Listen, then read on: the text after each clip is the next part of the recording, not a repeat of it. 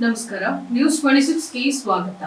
ಮನುಕುಲದ ಮಹಾ ತಪಸ್ವಿ ಪವಾಡ ಪುರುಷ ಶ್ರೀ ಸ್ವಾಮಿ ದೇವಿಕಾನಂದ ಮಹಾಸ್ವಾಮೀಜಿಯವರು ಗಂಗಾವತಿಯ ಶ್ರೀ ಸ್ವಾಮಿ ದೇವಿಕಾನಂದ ಆಶ್ರಮದಲ್ಲಿ ಭಕ್ತರಿಗೆ ದರ್ಶನವನ್ನ ನೀಡಿದ್ದಾರೆ. ಈ ಸಮಯದಲ್ಲಿ ಗಂಗಾವತಿಯ ಶ್ರೀ ಸ್ವಾಮಿ ದೇವಿಕಾನಂದ ಆಶ್ರಮದಲ್ಲಿ ಒಂದು ಪವಾಡವೇ ನಡೆದಿದೆ. ಅದೇನಂತ ನೀವೇ ನೋಡಿ.